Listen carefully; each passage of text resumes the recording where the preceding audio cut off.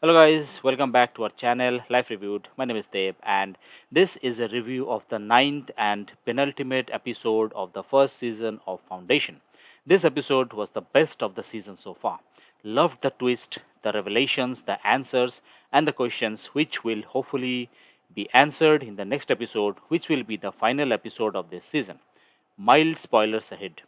Apple's adaptation of Isaac Asimov's iconic sci fi novels has had its ups and downs throughout season 1.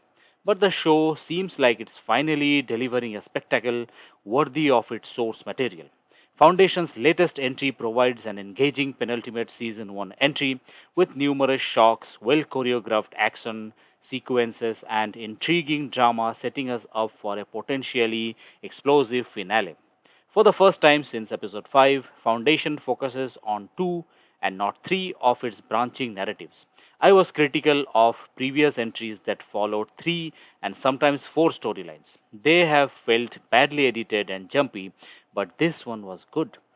The first crisis flows really well. It doesn't feel slow nor struggles to fill its 57-minute runtime.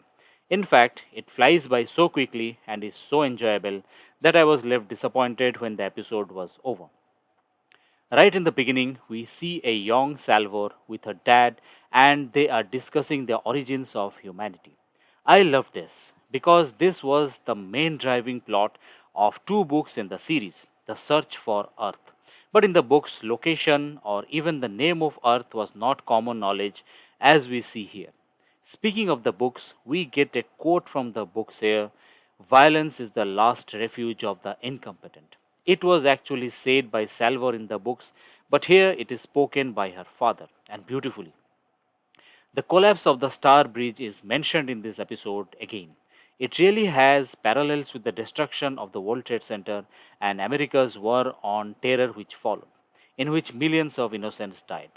It's always good to see real world events being referred directly or indirectly in sci fi series or, in that matter, any series.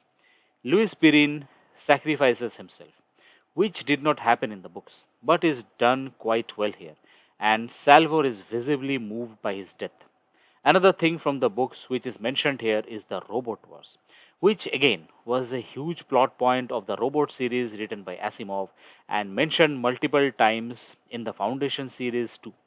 Initially, when Salvor arrives on Terminus and could not get any reply to her messages, I had a feeling that she somehow traveled back in time via the Invictus and maybe it will be she who will set up the time vault. But sadly, that did not happen, but it would have been cool though. Hugo comes back from the dead, and he is one of the few characters in this series who I like. He's cool, and he reminds me of a young Mel Gibson. We get a very satisfying semi conclusion of the Dawn Azura storyline. I said in one of my previous videos that she will be trouble, and that turned out to be true. I'm glad that they did not stretch this storyline further and wrapped it up in this episode itself. We see Dusk is a cunning man.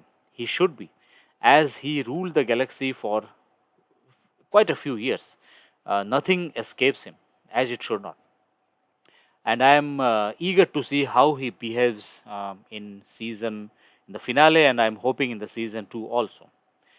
This episode will be the last time we see Kubra Said as Farah.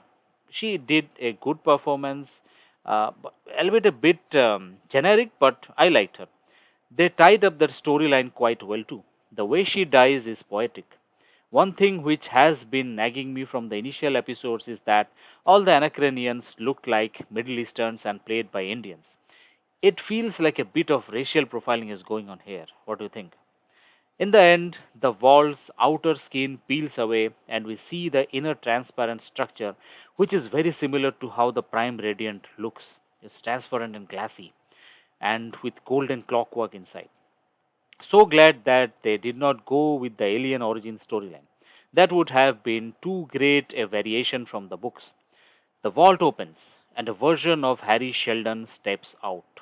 This is a digital Harry, but I am not sure if this is the same version that we saw before, that was with Gale on the ship headed towards Helicon.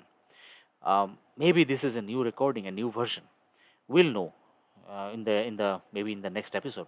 In the books, Harry in the vault was just a three-dimensional static recording, but here Harry is a virtual copy of the original, a recording, if you may, with whom people can interact and who has all the memories of the dead Harry Sheldon. I wonder how it came to be in the vault and who plays the vault there on Terminus.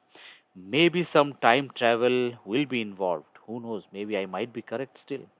I guess these questions will be left to be handled in season 2. I will say again, I loved this episode. This show has finally picked up pace and starting to look interesting, and I am genuinely looking forward to the next episode and the next season too.